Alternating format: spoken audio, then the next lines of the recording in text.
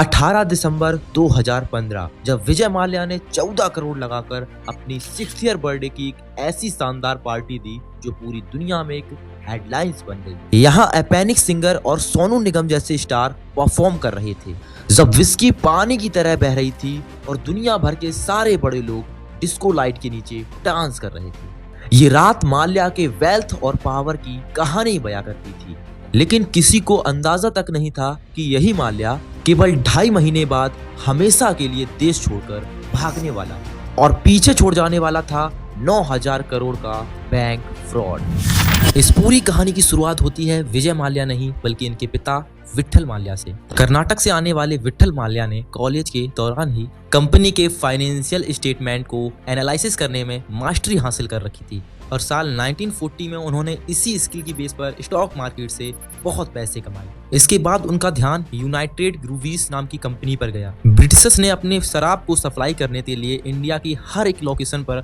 Breweries लगाई और साल 1950 में इन्हीं ब्रूवरीज को मर्ज कर एक कंपनी बनाई, यूबी, जिसका फुल फॉर्म होता है यूनाइटेड ब्रूवरीज। साल 1946 में विट्ठल माल्या ने यूबी के शेयर्स खरीदना चालू कर दिए और केवल 2 साल की कड़ी मेहनत के बाद वो 24 साल में ही यूबी के चेयरमैन बने। चेयरमैन बनने के बाद उन्होंने यूबी के प्रॉफिट्स का यूज करके कई और कंपनियों का अक्वायर चालू किया और एक मैसिव लेकर बिजनेस बना लिया। लेकिन विट्ठल माल्या केवल लेकर बिजनेस तक लिमिटेड नहीं थे, उन्होंने अपनी स्किल और प्रॉफिट का यूज करके कई और कंपनियों में लेकर बिजनेस को अक्वायर किया।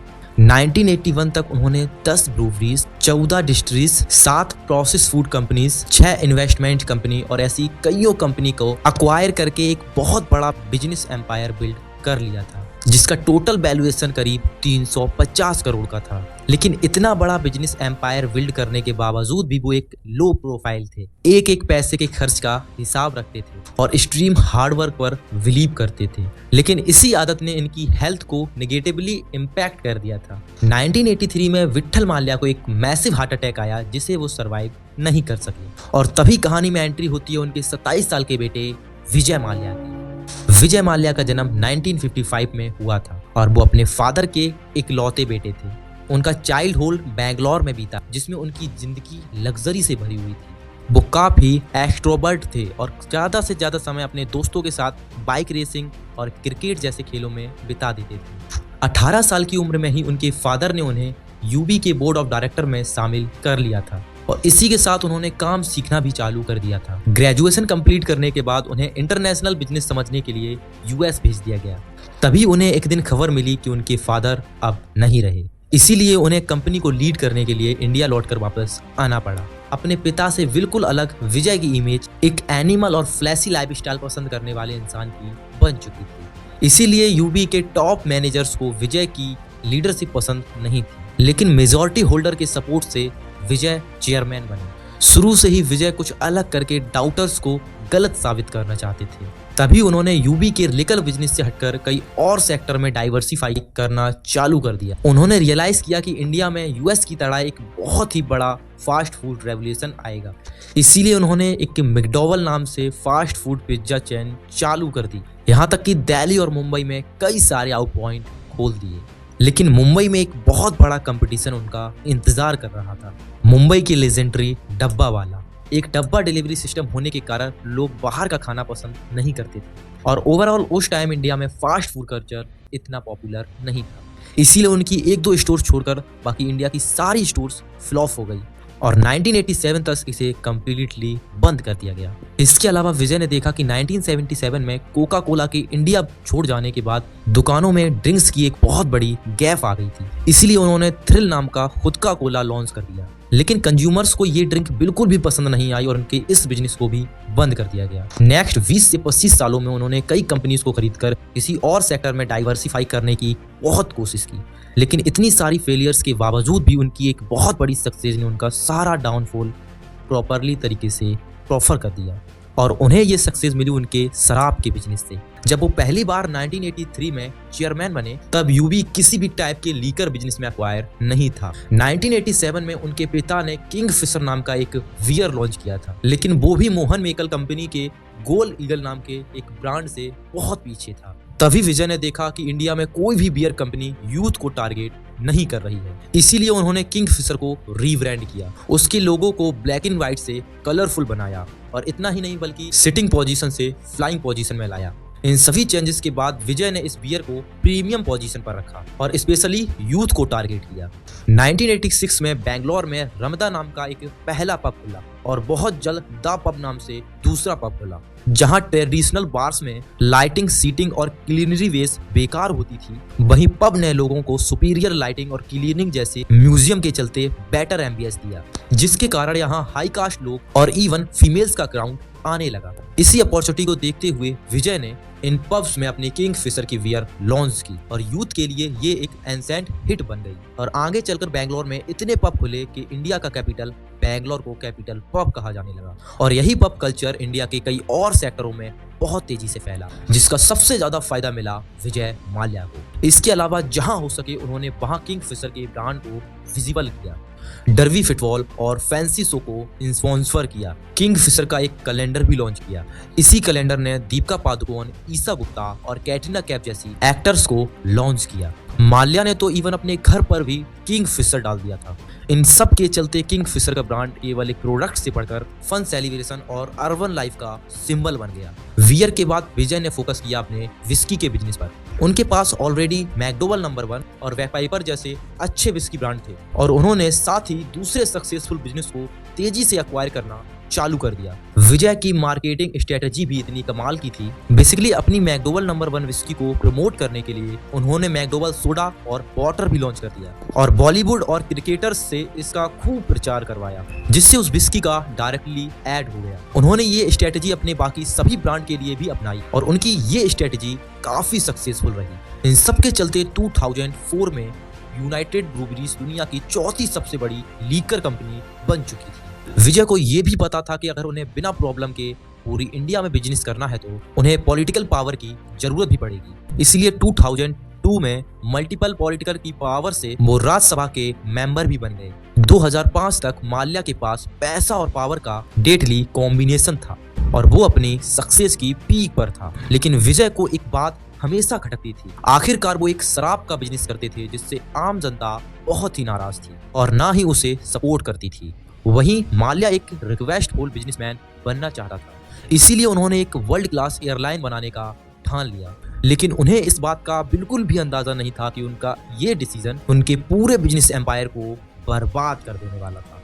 विजय ने अपनी नई एयरलाइन का नाम रखा किंगफिशर एयरलाइन। उनका आइडिया था कि लोगों को लो क्लास और बिजनेस क्लास के बीच में एक अलग क्लास की सीट ऑफर की जाए और इस नई क्लास को उन्होंने नाम दिया किंगफिशर क्लास और उन्होंने अपनी फ्लाइट में खाने पीने की ह्यूज वैरायटी ऑफर की थी। हर एक सीट में डेडिकेटिंग फ्लाइट एंटरटेनमेंट सिस्टम लगाया था और उन्होंने खुद से ही एयर होस्टेस का इंटरव्यू लिया था। इन सभी एयर होस्टेस की ड्रेस एक टॉप डिजाइनर ने डिजाइन की थी और इन्हें हाई लेवल की ट्रेनिंग दी गई और इवन ये बताया गया कि उन्हें किस तरह की डाइट और एक्सरसाइज फॉलो करनी है। लेकिन इन सभी फीचर्स के चलते किंगफिशर का प्लान था अपने टिकट प्राइसेस को जेट एयरवे और जेट इंडिया के बराबर या इवन उनसे कम रखना था। विजय चाहते थे कि वो इस एयरलाइन को अपने बेटे के बर्थडे यानी कि 7 मई को लॉन्च करें, लेकिन पूरी कोशिश के बावजूद भी ये 9 मई को लॉन्च हुआ। इसकी फर्स्ट फ्लाइट मुंबई से बैंगलोर की थी, जिसमें माल्या खुद ही ऑन बोर्ड था और गेस्ट से इंटरेक्ट कर रहा था।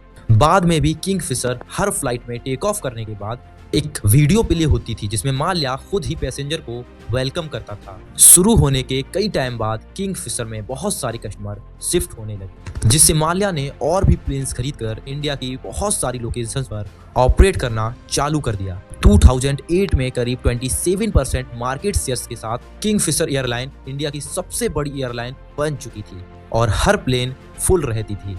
लेकिन एक बहुत बड़ी प्रॉब्लम थी, अपने हाई एक्सपेंडिचर के कारण अभी भी ये एयरलाइन लॉसेस में थी। तभी मार्केट में एंट्री हो जाती है दो नए कंपटीशन की। इनके मार्केट में आने के बाद किंगफिशर जैसे तैसे सरवाइव कर रही थी। फिर आया 2001 का ग्लोबल इकोनॉमिक क्राइसिस, जिसने किंगफिशर एयरलाइन की कमर तोड़ दी। इस क्राइसिस के चलते दो चीजें बहुत ही निगेटिव हुई। सबसे पहले तो पैसेंजर आना कम हो गई और दूसरा फ्यूल के प्राइसेस 23% बढ़ गए।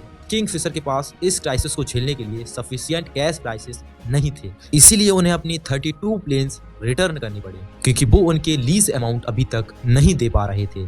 और साथ ही किंगफिशर एयरलाइन पर फ्यूल कंपनी के 1000 करोड़ ड्यूज पेंडिंग थे और महीनों से एयरलाइन ने पायलट और बाकी स्टाफ की पेमेंट भी नहीं की थी। अल्टीमेटली 2012 में किंगफिशर एयरलाइन का ऑपरेशन कंप्लीटली बंद हो गया और इस एयरलाइन का कंप्लीटली डाउनफॉल हो गया। लेकिन ये सब तो बस एक दिखावा था, इसके पीछे छुपा था इंडिया की हिस्ट्री का one of the biggest bank fraud. शुरुआत से ही किंगफिशर एयरलाइन को चलाने के लिए करोड़ों का लोन लिया गया था और 2009 तक आते आते एयरलाइन को फ्रेश लोन की जरूरत थी। ऐसे में माल्या ने IDBI बैंक को कॉर्पोरेट लोन के लिए अप्रोच किया। उस समय कंपनी की फाइनेंशियल हालत इतनी खराब थी कि कोई भी सेंट्रल बैंक उसे लोन नहीं देता, लेकिन स्मूथली माल्या ने अपनी पावर का यूज किया और कुछ ही महीनों में IDBI बैंक से 9,500 करोड़ का लोन प्रोसेस करवाया। ऑल्सो बैंक जब भी लोन देता है तो वो उसके कैलेंडर के तौर पर कुछ एसेट्स मांगते हैं ताकि जरूरत पड़ने पर वो उन एसेट्स को बेचकर अपने पैसों को रिकवर कर सके। इंटरेस्टली IDBI बैंक ने किंगफिशर के ब्रांड को ही मैन पॉलिट्रिक की तरह एक्सेप्ट कर लिया। उन्होंने ग्रांड थॉरवेट नाम के प्राइवेट कंस्ट्रक्शन से किंगफिशर की वैल्यू निकलवाई, जिससे उसकी वैल्यू करीब 41 करोड़ निकल के आई। लेकिन फिर बैंक ने इस वैल्यू को सही मान लिया और करोड़ों का लोन भी दे दिया। ब्रांड वैल्यू के बेस पर इतना बड़ा लोन दे देना एक बेहद खराब बैंकिंग प्रोसेस मानी जाती है। 2010 तक किंगफिशर एयरलाइन के ऊपर करीब 7,000 करोड़ का डेंस चढ़ चुका था और वो करीब 2800 करोड़ का लोन चुकाने में फेल हो गए थे। जिस भी बैंक ने माल्या को लोन दिया था उन्हें अब समझ आने लगा था कि उनका पैसा अब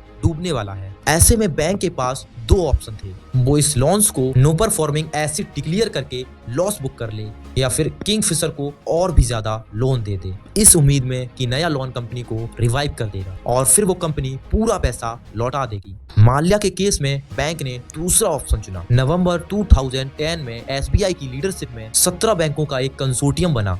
इन्होंने कम लोन पर किंगफिशर को फ्रेश लोन दिया और पुराने लोन को एक्टिविटी शेयर में कन्वर्ट कर दिया और साथ ही बैंक ने दोबारा गलती करते हुए किंगफिशर के ब्रांड को 4100 करोड़ की वैल्यूएशन में एक्सेप्ट कर लिया। बाद में बैंक ने जब इसका रिवैल्यूएशन करवाया जिससे इसकी वैल्यू 2000 करोड़ नहीं, 1000 करोड़ नहीं, बल्कि सिर्फ और सिर्फ 100 करोड़ निकल कर आई। खैर, नया लोन मिलने के बावजूद भी 2012 में एयरलाइन बिल्कुल ही बर्बाद हो गई और नवंबर 2030 में बैंकों को समझ में आने लगा कि उनका पैसा डूब चुका है। इसीलिए बैंक ने किंगफिशर एयरलाइन और यूवी को लिक्विडेट करके डेट रिकवरी ट्रिब्यूनल में डाल दी। 2050 तक ये मामला सुप्रीम कोर्ट तक गया, जहां पता चला कि माल्या के पास पैसे हैं पर वो लौटा नहीं रहा। 2050 में इस पूरे मामले में एंट्री होती है CBI की। CBI ने माल्या के ऊपर इन्वेस्टिगेशन चालू कर दी, जिसमें उन्हें पता चला कि माल्या ने IDBI बैंक से जो लोन लिया था, जिस पर्पस से लोन लिया था उस पर्पस से यूज ना करके लोन की उस पैसे से पुराने लोन को रीपे किया और बाकी के पैसे को फौरन ट्रांसफर करके अपनी पर्सनली प्रॉपर्टी खरीदी। इन सब के चलते 2050 तक माल्या के ऊपर मल्टीपल केसेस और इन्वेस्टिगेशन चालू हो चुकी थी। बैंक्स के अलावा माल्या ने अपने 3000 एम्प्लॉयज को भी सैलरी नहीं दी थी, जिसके कारण ये सब स्ट्रगल कर रहे थे और फाइनेंशियल सिचुएशन तो इतनी खराब हो गई कि एक एम्प्लॉय की वाइफ ने अपनी जान तक ले ली। वहीं माल्या बिना किसी गिल्ट के अपनी 60th बर्थडे की पार्टी प्लान कर रहा था। दिसंबर 2012 में उसने $2 मिलियन लगा के गोवा में उसने अपनी बर्थडे पार्टी मनाई। 28 फरवरी 2016 को सुप्रीम कोर्ट के सीनियर काउंसिल दुष्यंत दवे ने SBI को एडवाइस किया कि वो कोड में एक एडिशनल डालें कि माल्या को देश से बाहर ना जाने दिया जाए, लेकिन SBI ने देर कर दी। एक्चुअली में माल्या को एक सीक्रेट इन्फॉर्मेशन मिल गई कि जल्द ही अथॉरिटीज उन्हें जेल भेजने वाली है और इसी के कुछ दिनों बाद 2 मार्च 2016 को माल्या अपने गर्लफ्रेंड के साथ जेट एयरवे की फर्स्ट क्लास बोर्ड में एंटर करता है और उसके साथ 7 बड़े सूटकेस भी थे, जिससे साफ था कि वो एक लंबी नहीं बल्कि बहुत लंबी ट्रिप पर निकलने जा रहा है। एक वो दिन था और एक आज का दिन। विजय माल्या कभी इंडिया वापस लौटकर नहीं आया और पीछे छोड़ गया 9,091 करोड़ का बैंक फ्रॉड। 9 मार्च को सुप्रीम कोर्ट को जब माल्या के भागने की खबर पता चली, जिसके बाद इंडिया का पूरा पॉलिटिकल एंड फाइनेंशियल सिस्टम हिल गया और वहीं माल्या लंदन में एक लग्जरी लाइफस्टाइल एंजॉय कर रहा है और मीडिया और सोशल मीडिया के थ्रू खुद को इनोसेंट ब्लेम करता है। लेकिन रिसेंटली एक बहुत अच्छी खबर आई जब फाइनेंशियल मिनिस्टर निर्मला सीतारमण ने पार्लियामेंट में बताया कि बैंक ने माल्या के यूवी ग्रुप के 6,600 करोड़ के शेयर्स को यूज करके करीब 14,000 करोड़ का रिकवर कर लिया है। लेकिन इस रिकवरी के बाद भी माल्या पर मनी लॉन्ड्रिंग और बैंक फ्रॉड के केसेस हैं। माल्या की ही तरह श्री रतन टाटा को भी अपने फैमिली से एक बिजनेस एम्पायर मिला था और उन्होंने इस लेगेसी को ईमानदारी के साथ आगे बढ़ाया और टाटा को ट्रस्ट का सिंबल बना दिया। अगर आपको ये वीडियो पसंद आई हो तो एक लाइक जरूर करना और श्री रतन टाटा जी की सक्सेसियस लाइफस्टाइल देखना चाहते हैं तो स्क्रीन पर दी गई नेक्स्ट वीडियो पर टैप करके देख सकते हैं।